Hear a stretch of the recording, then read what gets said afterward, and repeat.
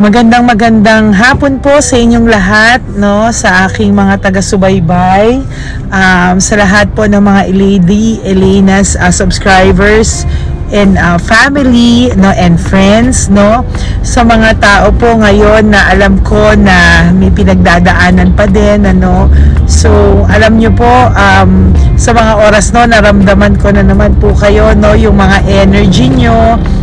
Natutuwa po ako kasi kahit papano, no, yung mga iba po natutuwa po sila pag may mga mensahe po na tulad nito, no, na masasabi ko po talaga na na-appreciate po nila yung mga salita ko, yung mga payo ko, no. Hindi po sa lahat ng oras talaga ay makakapagbigay tayo ng mensahe, pero sa mga oras po na to nararamdaman ko po yung mga iba na nalulungkot, na somehow may emptiness pa din, at merong iba na nasasaktan dahil sinasabihan ng ibang tao, hinuhusgahan ng ibang tao.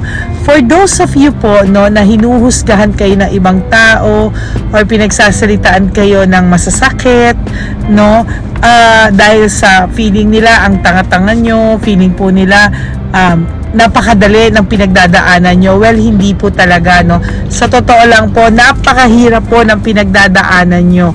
To be honest with you, sa lahat po sa inyo na nakaramdam nito, tayo lang po ang magkakaintindihan, ano, or tayong mga nasaktan, tayong mga may pinagdaanan, ano, lalo na yung mga hindi talaga madali yung pinagdaanan nila. Sa totoo lang po, no, marami dyan na pinagdadaanan nila ay trinidor sila, binitray sila ng mga taong pinagkakatiwalaan nila. Well, ang masasabi ko lang po ay kapit lang po kayo, no, hindi po madali yung pinagdadaanan nyo. Sa mga oras na to, alam ko ikaw, no, alam ko ikaw na nakikinig sa akin, nalulungkot ka, may emptiness ka, marami kang what ifs, marami kang regrets, marami kang naging pagkukulang sa sarili mo, no. So hindi pa po huli yung lahat, pwede pa po tayong bumawi, no. Sa mga oras na to, alam ko na naghahanap ka ng kasagutan, no, sa iyong pinagdadaanan, na bakit iniisip mo na kahit na hindi mo na gustong balikan ng taong to, bakit nasa isip mo pa rin siya, bakit hindi pa rin siya mawala sa isip mo, bakit bukod tanging ito ang itong taong lang na ito, no, ang nakapagbigay sa iyo ng ganitong klaseng sakit ng ulo na hindi mo siya makalimutan, no. For some of you, dun po sa mga nagsisisi naman, ano, sa mga nagsisisi naman po, tingnan niyo din po, no, everybody deserves a second chance. Yung mga sinasabi ko po dito, no, na mga tao, ito po yung mga tao na totoo namang nagsisi, no. For some of you, meron po akong mga kilala sa inyo na totoong nagsisi at pinaparamdam, no. Pero yung iba po, no, hindi po ito applicable dun sa mga taong ginamit lang. Ito po yung talagang nagmahalan kayo, ito po talaga yung masasabi natin na talagang nagkaroon kayo ng mahabang relationship po, na masasabi ko na talagang dumaan kayo sa bawat hirap, bawat pagsubok, no, na nakayanan nyo, kaya lang eventually may nangyari pa ring betrayal. At ito yung sa mga taong hindi nyo po talaga matanggap na nagawa sa inyo to ng taong to. Marami rin po akong subscribers na sila po yung nanloko at nagsisi, no.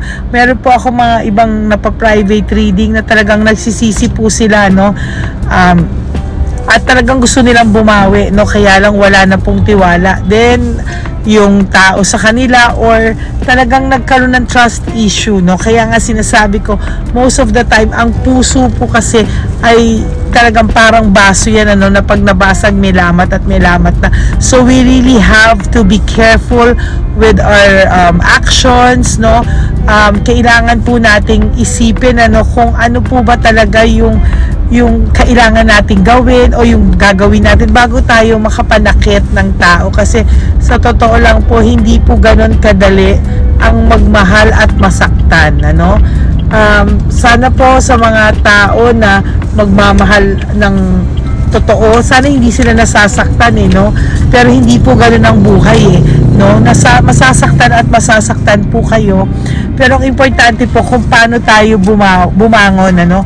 Mapapagod magmahal pero magpapahinga lang po, hindi susuko. Marami po kasi pag napagod na sa isang beses, ano, talagang makikita po natin na ayaw na po nilang magmahal. Marami rin po akong subscribers na sinasabihan ko po na magpahinga lang po kayo pero wag po kayong mapapagod magmahal dahil baka dumating at ibigay pa rin naman sa inyo ni universe yung para sa inyo.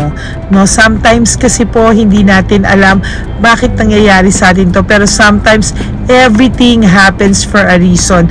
Malamang na hindi natin sa ngayon hindi po natin naiintindihan yung mga bagay-bagay, pero po sa future maintindihan natin lahat, no, bakit kailangan to mangyari or bound to happen ito para po meron pong magandang kapalit or maganda pong mangyayari kaya nangyari itong bagay nito. Sometimes kailangan mo pong pagdaanan lahat ng ganito para po sa ikagaganda po ng pagkatao mo, ng sitwasyon, no?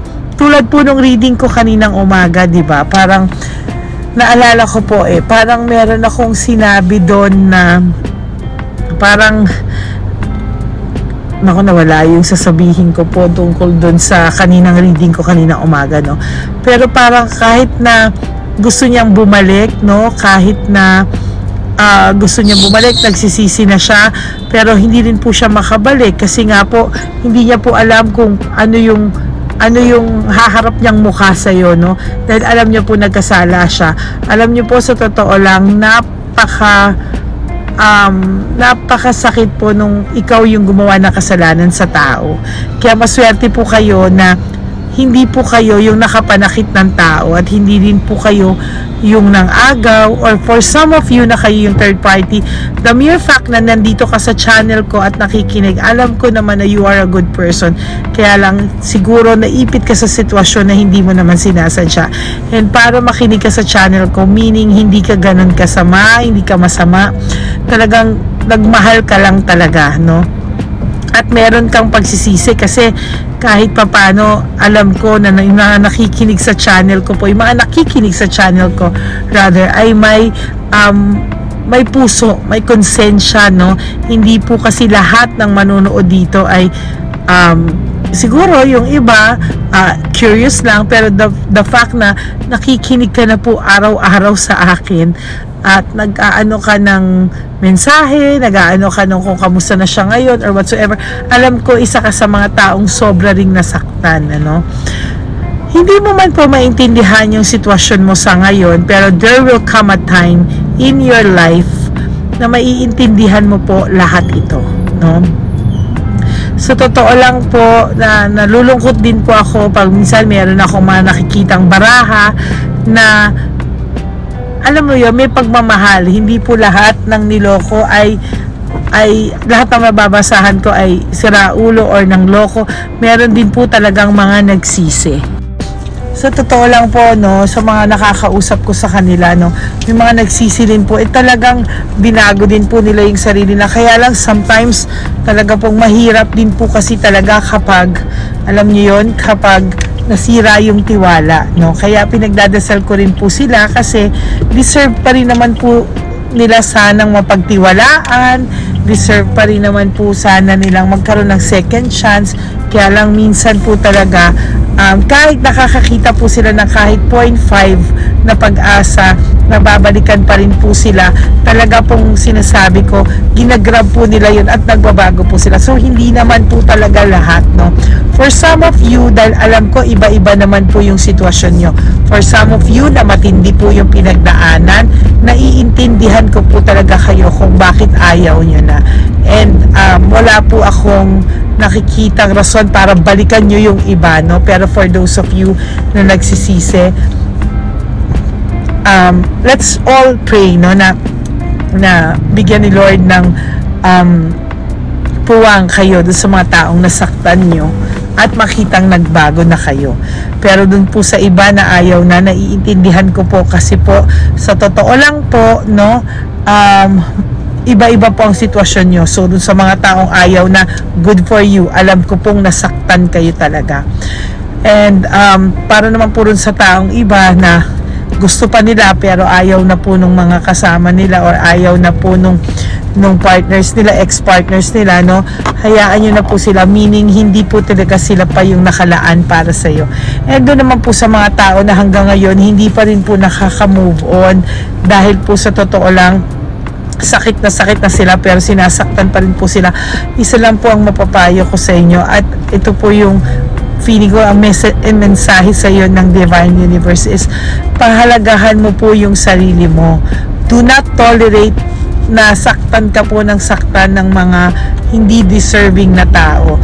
Kailangan mo pong ikaw mismo ay ipaglaban mo po yung sarili mo na hindi ka po ganituhin, na itrato ng hindi mo deserve, no? Sana po sa mga oras na to na nalulungkot ka at nakikinig ka sa akin, sana kahit papano po may napupulot ka po kahit na anong lesson lang, no, sa buhay niyo po, no? Sana po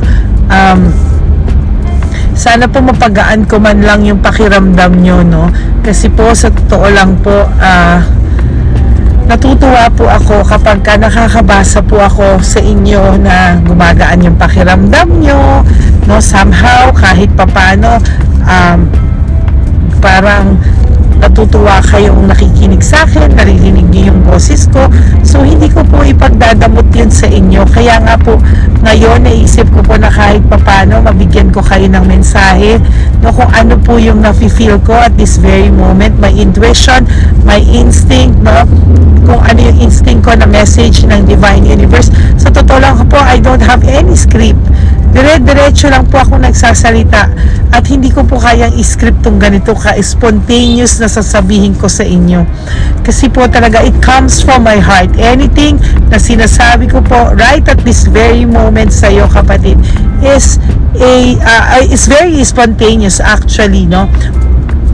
Talaga pong lumalabas lang po, no, dire-diretso. Hindi ko po alam kung ano lumalabas sa mga bibig ko, pero dire-diretso lang po silang lumalabas at nagsasalita lang po ako, ginagamit lang po ako ng Divine Universe kung ano po yung gustong iparating sa inyo o kung ano yung mga lumalabas sa bibig ko na hindi ko rin po alam kung ano yung mga susunod na words na lalabas sa aking bibig. Kaya for those of you po na nasasaktan sa mga oras na to, kumapit ka lang po kasi hindi po ibibigay ito sa'yo ng hindi mo kakayanin. Alam ko po na napakabigat na ng pakiramdam mo ngayon.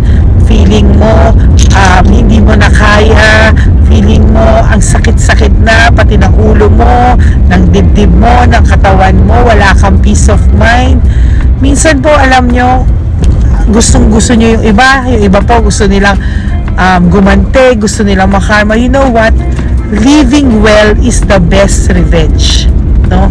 Pag pinaayos mo po, inayos mo po yung sarili mo at umayos ka po, yun po ang number one na karma at ganti sa kanila.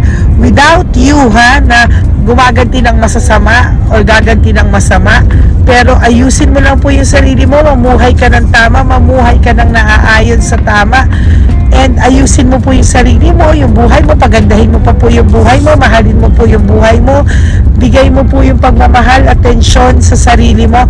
You know, living well is the best revenge. Yun lang po ang key to success, no? Unti-unti lang po, no? Every day, live one day at a time. Wag ka pong mamuhay na, kasi ako po nung dati po nasaktan ako, ang ginawa ko lang po is gumising ng umaga at matulog ng ng gabi, na ang goal ko lang po is for today. Hindi ko po iniisip na paano yan sa birthday ko, walang babate, sa Valentine's Day, sa Pasko, paano lahat yung mga okasyon. Hindi ko po yan iniisip. Ang inisip ko po is today I need to survive, no? Ngayong araw na to kailangan kong maging matapang at aliwin ang sarili ko at do something good for myself, no? And eventually magugulat ka na lang po na okay ka na pala, no? Hindi mo po mararamdaman na somehow, no, meron po akong mga subscribers na tinuruan ko po, no, na you fake it while you make it, parang gano'n, na araw-araw yung sarili mo i-embrace mo yung pain and yet alagaan mo yung sarili mo, mag-post ka ng masaya ka, ng grateful ka for everything, and then fake mo kahit yung ngiti mo, i-fake mo lang sa umpisa kasi you know what, there will come a time, I promise you, there will come a time po na hindi mo na fake yung ngiti mo. Darating yung umaga na yon, and I promise you na darating po ang araw na yon. Okay? So, yun lang po mga subscribers, mga family ko. You are my family, my Lady Elena's friends, subscribers, and family. Yun po kayo all in one. So, maraming pong salamat. And I hope, right at this very moment, na nakaramdam po kayo kahit papano ng paggaan ng loob. And sana po natuwa kayo sa konting time na inalat ko po para sa inyong lahat. And I will always pray for you. Mamaya po, I promise to give you yung second part nung reading kaninang umaga. I promise, no, alam ko po na ang daming naghihintay sa inyo, no, and I promise to do that mamayang gabi po. Yun lang po. And thank you so much po, and have a great day pa din ahead of you. I love you all, and may God bless you. Huwag na po kayong malungkot. Smile lang po kayo pag may time. Okay? At maraming salamat po sa inyong lahat. And wag na pong masad, ha? Smile lang po kayo. And may God bless you all. I love you all, my subscribers and my family. Thank God na okay tayong lahat and healthy. God bless you all. Bye. I'll see you all tonight po. Bye.